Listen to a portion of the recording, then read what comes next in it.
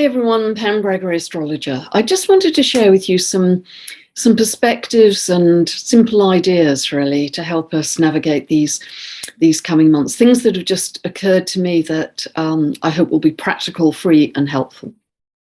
I was talking in a recent video about starting to be very conscious of the role that you're playing through these huge times. You know, are you a carer? Are you a teacher? Are you a leader?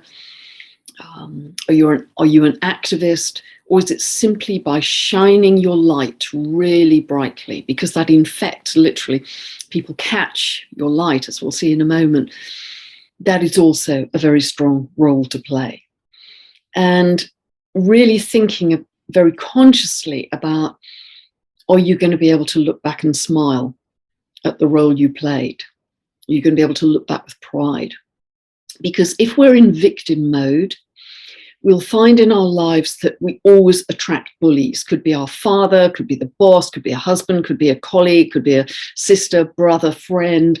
There will always be bullies in our life because that's the frequency we're putting out of victim. However, if we are in our empowerment, we just don't have bullies in our lives. It just simply doesn't happen. And also, that reminded me of Dr. David Hawkins' wonderful book, which I've referred to before, Power versus Force. It was an absolute spiritual classic at the time, has sold many millions of copies. Dr. David Hawkins was a psychiatrist. He was a spiritual teacher. He was the director of the Spiritual Research Institute in America. He used kinesiology to with literally thousands of people over 20 years to really investigate this whole idea of frequency. And I was reminded of the power of that book just the other day, because a lady called Roberta Mayer has a wonderful website and video called Joy is the New Normal, and I'll put the link for that below. But she talks more than I'm going to speak about now, but she talks about this scale and how important it is. So I'm just going to share some of the highlights here, and I'm going to put my glasses on to make sure I get this right. So Dr. David Hawkins, in his very famous map or scale of consciousness, which he developed through kinesiology, said that 200 hertz and below were emotions such as anger, grief, shame, hate, that kind of thing, where we are really disempowered. And then courage comes in at 200. And above that, we start to get much more positive emotions, where we start to step into our power. Love starts to happen at 500 hertz, and enlightenment at 700 hertz, and again beyond. And what he said in his book was, because he discovered this is an exponential scale. So higher frequency people affect lower frequency more powerfully than the other way around. In fact, Dr. Bruce Lipton has talked many times about this, that it only takes 1% of the population to improve the whole frequency of the collective. And it's very similar really to what Dr. Hawkins was saying, because he said if you have one individual vibrating at 300 hertz or above, that will counterbalance 90,000 people operating at 200 hertz or below: anger, fear, shame, guilt, etc. If you have one individual operating at 500 hertz or above, that can counterbalance for the collective 750,000 people operating at 200 hertz and below. And if you have one individual operating at 700 hertz or above, that's the frequency, he said, of enlightenment, then that can counterbalance 70 million people operating at 200 hertz or below. That's more than the population of the UK. You could be that person listening to this right now. You could be that person operating at 700 hertz and above.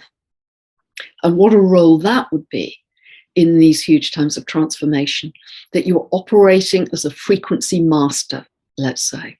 And that's a big, big theme, I think, of what this whole period is about. It's a real collective initiation, I feel, for understanding the role of frequency and vibration in our lives and how it creates our reality. And with regard to that, I think so often people think that astrology is 100% of the picture. You know, they're always saying to me and other astrologers, you know, what's going to happen in the future?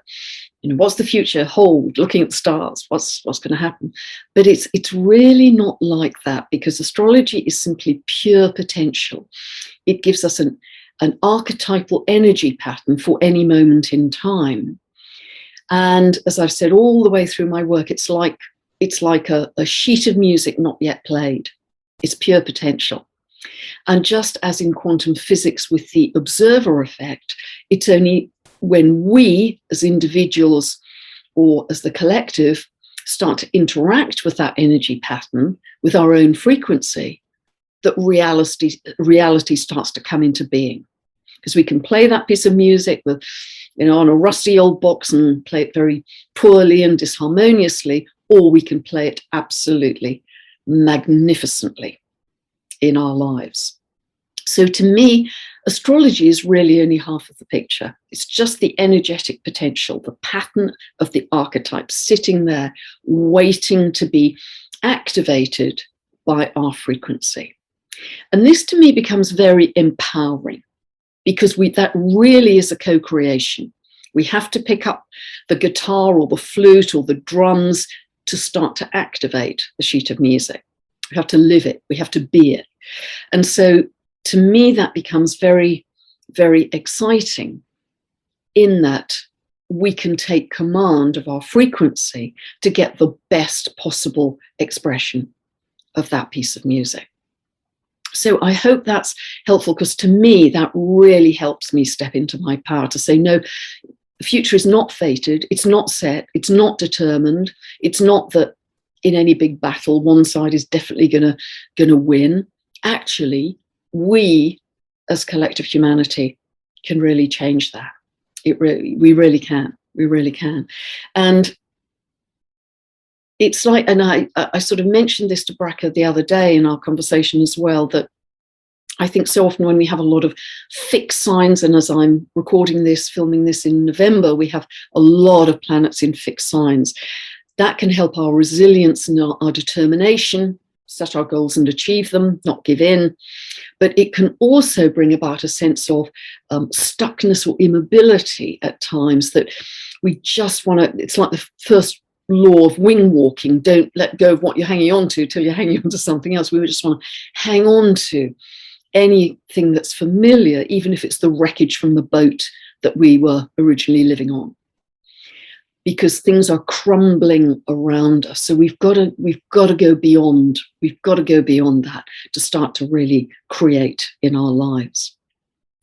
And I often talk about breath work, and I've mentioned this before, but just for anyone new, I just want to share with you an incredibly simple breath work practice. This is yogic breath work.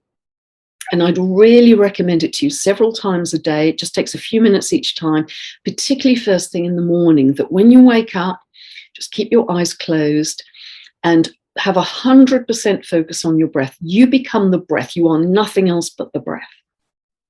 And so very softly and gently you breathe in, say for 1, 2, and then you try and make the out breath a little longer.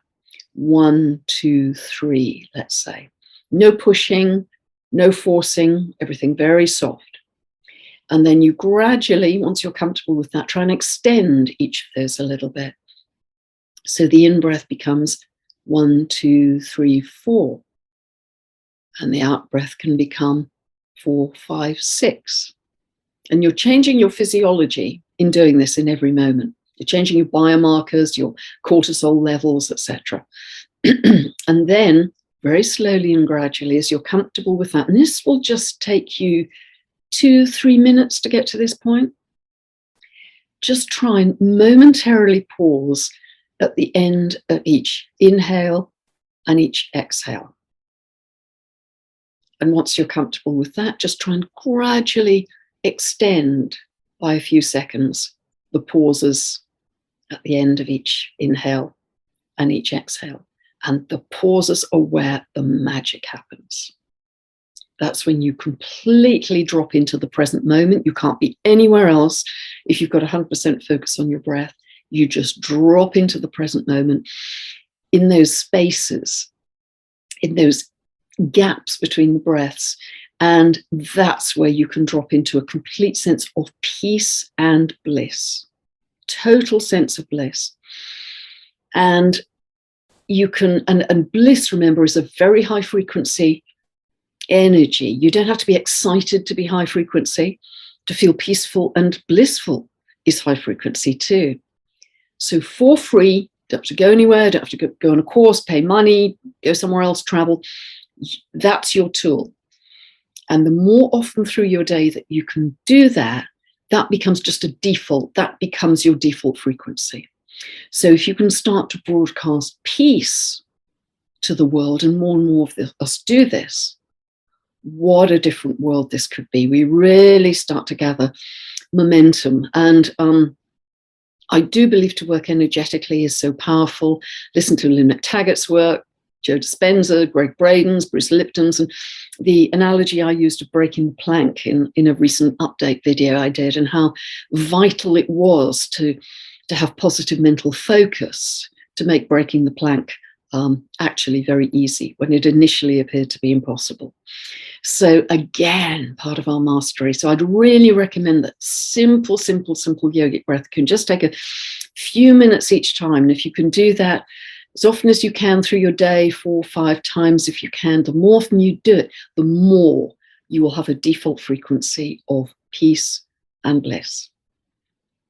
So I hope that's how it helps. I know we are going through massive times. I know people are having a completely hideous time in many parts of the world. I'm very well aware of that. But even to do this, that gets you to a better place to start to think, okay, how can I become empowered? How can I become empowered to change the trajectory of what's happening? Can I link with other people? The more you're together in a group doing any positive practice, you're starting to shift the momentum. Our future is very malleable. It's not set, it's just blancmange. It's ether, it's nothing. We are creating it in every moment with that music sheet of the prevailing astrology. So I hope that's helped you, and just really want to keep this video super short, but God bless. Bye for now.